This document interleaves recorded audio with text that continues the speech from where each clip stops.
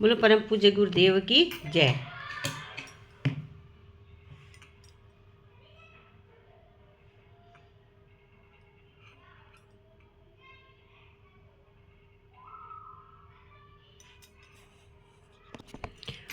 गुरु हमें कहते हैं कि कभी किसी को धोखा नहीं देना चाहिए, छल कपट नहीं करना चाहिए, झूठ नहीं बोलना चाहिए, क्योंकि कर्म का थप्पड़ इतना भारी और भयंकर होता है कि हमारा जमा पूर्ण कब खत्म हो जाए पता भी नहीं चलता है। पूर्ण खत्म होने पर समर्थ राजा को भी भीख मांगनी पड़ती है। इसलिए कभी किसी के साथ छल कपट, किसी की आत्मा को दुखी नहीं करना चाहिए। हमेशा सबको अच्छी राह दिखानी चाहिए। जो ताके कांटा बोवे ताही बोल तो फूल, ताको फूल को फूल है वह को है त्रिशूल। जो तेरे लिए बुरा भी सोचे तो उसके लिए भी अच्छा सोच। गुरु कहते हैं कि अगर जीवन में खुशी रहना चाहते हो तो एक बार प्रभु का दिन में स्मरण जरूर करो, सबको अच्छी राह जरूर दिखाओ, कीर्तन भजन जरूर करो और गुरु जो कहते हैं उसको बिना कहे सोचे समझे हमें मान लेना चाहिए। गुरु कहते हैं कि गुरु शिष्य होने का मतलब ये नहीं है कि तुम बिल्कुल जोगी जैसे रहो, नहीं। शिष्य का मतलब है शान से, इज्जत से सबके सामने रहो, आराम से रहो। गुरु तुम्हें अच्छे मार्ग पर ले जाता है। गुरु तुम्हें एक राजा के भात जीवन सिखाता है। कहते हैं गुरु नानक जी का बड़ा अच्छा दृष्टांत है। एक बार गुरु नानक पानीपत गए, जहाँ शाह शरफ नामक एक प्रसिद्ध सूफी फकीर रहते थे। गुरु नानक से शाह शरफ ने पूछा, फकीर होकर आपने गृहस्थों वाले कपड़े क्यों पहन रखे हैं और सन्यासियों की तरह अपना सिर क्यों नहीं मुंडा रखा है? नानक ने उत्तर दिया, मुंडा मन को चाहिए, मुंडना मन को चाहिए, सिर को नहीं। मिट्टी तरह नर्म होकर ही मन को मुंडा जा सकता है। जो मनुष्य परमेश्वर के दर पर अपने सुख स्वाद और अहंकार को त्याग कर गिर पड़े, वो जो भी वस्त्र धारण करे परमात्मा उसे स्वीकार करता है। दरवेश का चोगा और टोपी यही है कि वो ईश्वरीय ज्ञान को अपनी आत्मा में बसा ले। जो कोई मन जीत ले, सुख दुख में एक समान रहे और हर समय सहजावस्था में विचरण करे, उसके लिए हर तरह का वेश शोभनीय है। तब फिर शाह शरफ ने फिर पूछा गुरु नानक जी से, आपकी जाति क्या है, आपका मत क्या है, गुजर कैसे जाती हो? आपकी गुजर कैसे होती है, आपकी जाति क्या है? गुरु नानक शाह जी से पूछा, आपकी जाति क्या है? तो इस पर गुरु जी बोले, मेरा मत है सत्य मार्ग। मेरी जाति है वही जो अग्नि और वायु की है, जो शत्रु को एक समान समझती है। मेरा जीवन वृक्ष और धरती की तरह है, नदी की तरह। मुझे इस बात की चिंता नहीं कि मुझ पर कोई धूल फेंकता है या फूल। मैं जीवित उसी को समझता हूँ जिसका जीवन चंदन के समान दूसरों के लिए खिंचता हुआ संसार में अपनी सुगंध फैला रहा है। जब ऐसी बातें सुना शाह शरफ ने कि गुरु नानक ऐसी बातें कह रहे, तो शाह शरफ बोले, ये सुनकर शाह शरफ बोले, और शाह शरफ ने क्या कहा, दरवेश कौन है? नानक ने कहा, जो जिंदा ही मरे की तरह अविचल रहे, जागते हुए भी सोता रहे, जानबूझकर अपने को लुटाता रहे। वो क्रोध में आए पर अभिमान ना करे, न स्वयं दुखी हो न किसी को दुखी करे। जो हमेशा ईश्वर में मग्न रहे और वही जो उसके अंदर ईश्वर बोलता है, और उसी सन्यासी अंतर्यामी परमात्मा को, व्यक्ति को, स्थान को देखो। ये सुनकर शाह शरफ काफ़ी प्रसन्न हो गए और बोले कि मुझे अपना शिष्य बना लीजिए।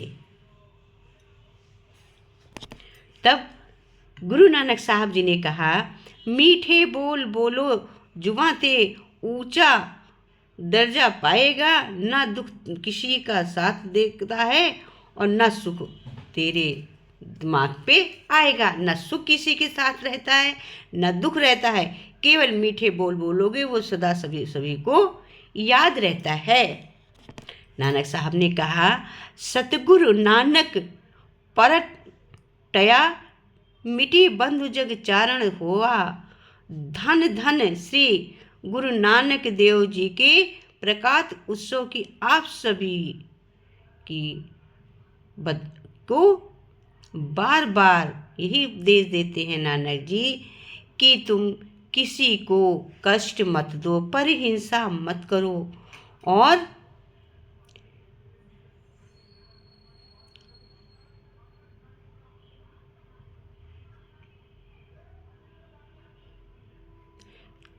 तो ऐसे एक बार किसी के सभी को प्यार दो, प्यार बांटो, जहाँ बैठो वहाँ प्यार ही प्यार बांटो, प्यार की संज्ञा ही बोलो। तो एक बार गुरु नानक जी से किसी ने पूछा, 5 छिद्रों वाले घड़े को पानी से कैसे भरेंगे? 5 छिद्रों वाले घड़े को पानी से कैसे भरेंगे? गुरु नानक जी ने मुस्कान के साथ उत्तर दिया, पानी में ही डूबा रहने दो, भरा ही रहेगा। इसी तरह हमारी 5 इंद्रियां परमात्मा में ही डूबी रही तो संसार का कोई कुछ बिगाड़ ही नहीं सकता है। तन की जाने मन की जाने, जाने चित की चोरी, उस प्रभु से क्या छिपावे जिसके हाथ में डोरी।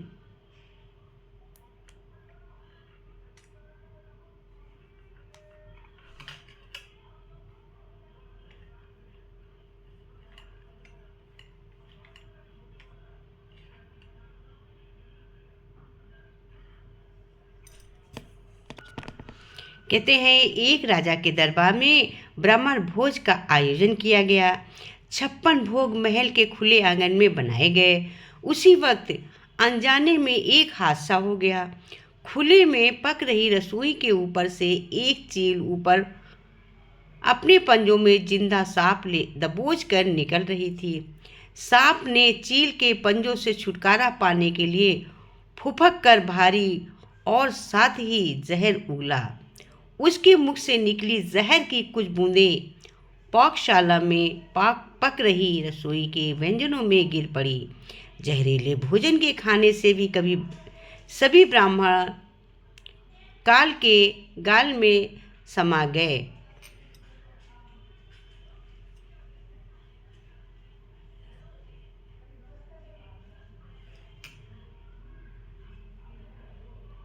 जब राजा को इस बात का पता चला तो ब्रह्म हत्या के पाप ने उसको दुखी कर डाला। ऐसे में सबसे ज़्यादा मुश्किल खड़ी हो गई यमराज के लिए कि आखिर इस पाप का भागी कौन है और ब्रह्म हत्या के पाप के लिए इसको दंड किसको दिया जाए।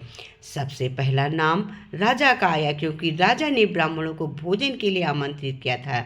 यमराज ने मन में दूसरा नाम आया रसोइयों का, जिसने ब्राह्मणों के लिए महाप्रसाद तैयार किया था। तीसरा ख्याल आया चील का, जो सांप को पकड़ ले जा रही थी। उसने अंत में यमराज ने सांप के पाप पर विचार किया। लंबे समय तक यमराज अनिर्णय की स्थिति में रहे। आखिर ब्रह्मात्मा का दंड किसको दिया जाए। घटना के थोड़े समय बाद कुछ ब्राह्मण राजा से मिलने गए। उसके महल में जा रहे थे। ब्राह्मणों ने एक महिला से महल का रास्ता पूछ लिया। तब महिला ने ब्राह्मणों को रास्ता बताते हुए कहा, देखो भाई, जरा ध्यान से जाना, वो राजा ब्राह्मणों को खाने में जहर देकर मार देता है। जैसे ही महिला ने ये बात कही, यमराज ने फैसला कर लिया कि मृत ब्राह्मणों के पाप का फल इस महिला के खाते में जाएगा और ये दंड को भोगेगी। यमदूतों ने यमराज से पूछा कि प्रभु ऐसा क्यों। तब यमराज ने कहा, जब कोई व्यक्ति पाप करता है तो उसको पाप कर्म करने में बड़ा आनंद आता है। ब्राह्मणों की मौत से ना तो राजा को, ना रसोइयों को, और ना ही चील को, और ना ही सांप को आनंद आया है। ये सब भी इस अपराध से अनजान भी थे। महापाप की इस दुर्घटना का इस महिला ने जोर जोर से बखान कर जरूर मज़ा लिया है, इसलिए ब्रह्म हत्या का ये पाप इसके खाते में जाएगा। इसका सार क्या है, इसका महत्व क्या है, यही तो गुरु हमें समझाते हैं कि इसका सार महत्व क्या, यही गुरु हमें समझाते हैं कि हम क्या करते हैं और क्या नहीं करते हैं। हम अनजाने में भी पाप कैसे करते हैं, हम दूसरों की चुगली चबाई क्या करते हैं। तो इसका आशय ये है, अक्सर हम यही सोचते हैं कि हमने सभी को कोई बड़ा पाप नहीं किया है, इसके बावजूद हमको किस बात का दंड मिल रहा है। ये दंड वही होता है जो हम परिंदा का पाप कर संचित करते हैं। जो परिंदा का पाप कर संचित करते हैं मतलब कोई पाप जानकर हम उसको समझाने की, हम उसको सचेतन निकालने की, हम उसको रास्ता देने की नहीं सोचते हैं। हम क्या सोचते हैं, हम ये सोच लेते हैं कि किसी से जो गलती हुई है, किसी से जो पाप हुआ है, किसी ने जो अन्याय कर दिया है, किसी से कोई गलती हो गई, उसका हम प्रचार करें, उसका हम नाम बदनाम करें। वो घोर पाप है, महान पाप में आता है। तो यही पाप हम ज्ञान, हमें गुरु यही सिखाता है कि हम किस प्रकार से अज्ञान से ज्ञान की ओर आए। गुरु हमें किस प्रकार से ज्ञान में डालता है। इसीलिए गुरु कहता है कभी की बुराई ना देखो, ना सुनो, ना करो।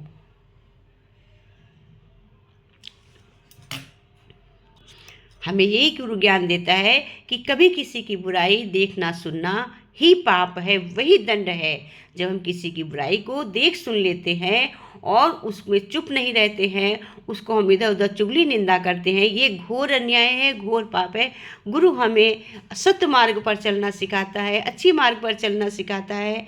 कहता है कोई भी काम हम नियम व्रत करें। जैसे एक आम के पेड़ पर तोता रहता था, उसके मम्मा पापा ने उसी पे उसको जन्म दिया। उसके जितने भाई बहन थे सब उड़कर दूसरी दूसरी जगह चले गए, लेकिन एक तोता सदा उसी पे रहता रहा, वो कहीं नहीं उड़कर गया।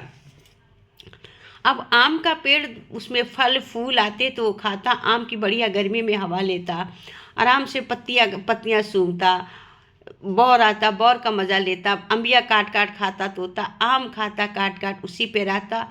और बहुत कुछ समय बीत गया, आम का पेड़ बहुत पुराना हो गया, खोखला हो गया, वो पेड़ सूखने लगा। अब सूखते सूखते एक दिन नतीजा ये हुआ कि आम का पेड़ पुराना होने के कारण इतना सूख गया कि उस पेड़ में तोता भी सूखने लग गया, क्योंकि अब तो एकदम जल रहा पास पेड़। तो अब तोता क्या करता, तोते ने सोचा कि बड़ा परेशान। अब इंद्र भगवान ने देखा, उनको बड़ा कष्ट हुआ। उन्होंने कहा कि पेड़ तो सूख ही गया, उसकी तो आयु पूरी हो गई थी जो सूख गया, लेकिन इस तोते का तो अभी बहुत जन्म पड़ा है अभी तो ये 10-5 साल का है, इसकी तो वैसे भी ज़िंदगी 100 साल की होती है, इसको बचाया जाए।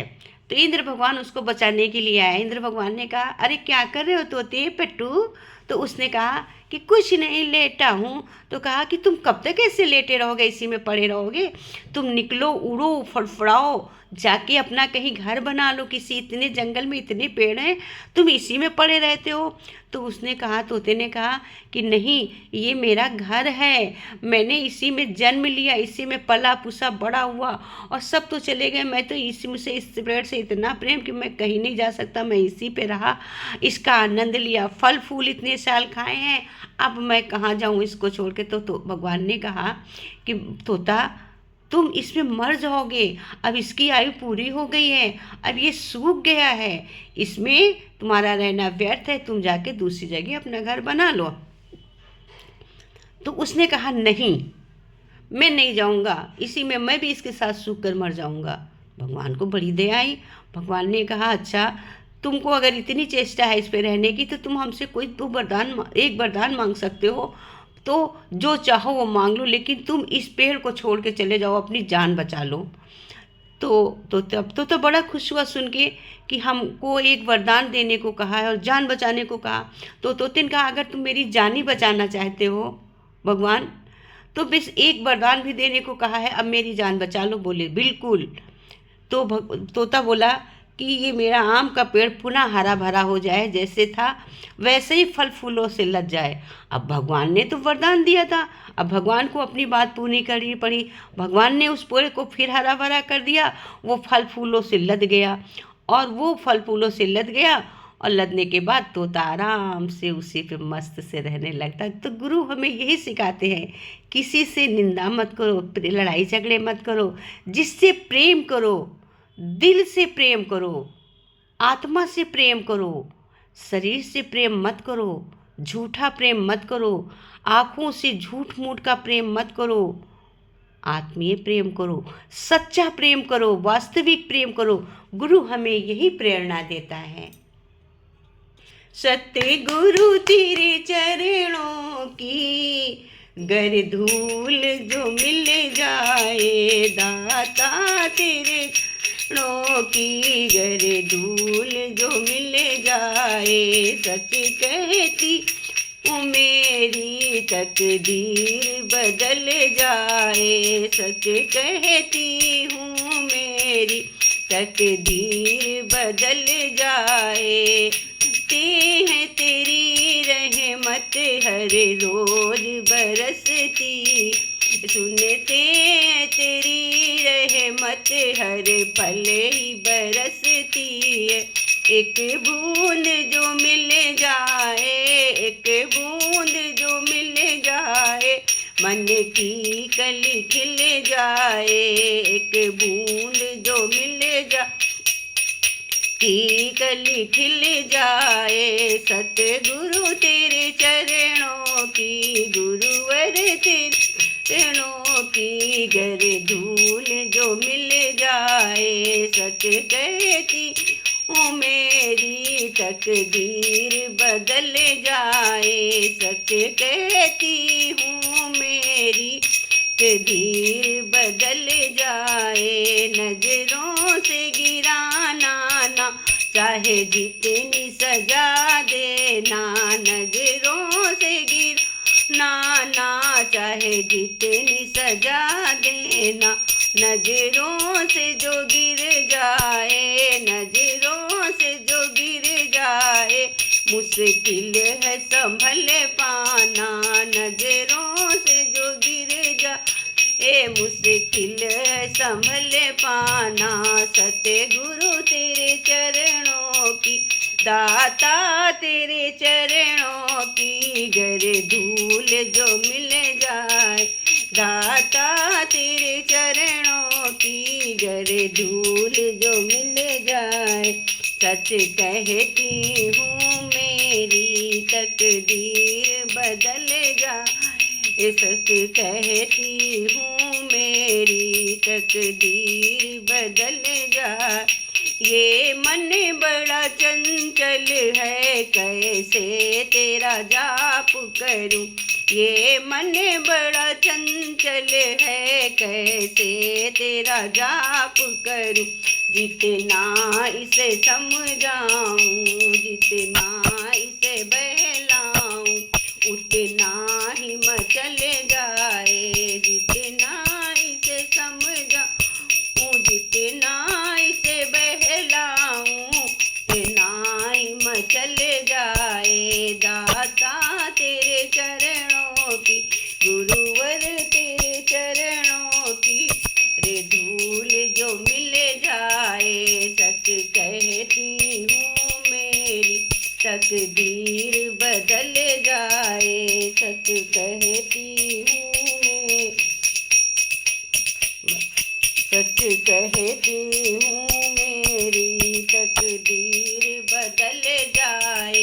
गुरुवर मेरे जीवन की, सतगुरु मेरे जीवन की बस एक तमन्ना है, आता मेरे जीवन की बस यही तमन्ना है। तुम सामने हो मेरे, मेरा दम ही निकलेगा, तुम सामने हो मेरे, मेरा दम ही निकल जाए। दाता तेरे चरणों की, गुरुवर तेरे चरणों की गर धूल जो मिल जाए, सच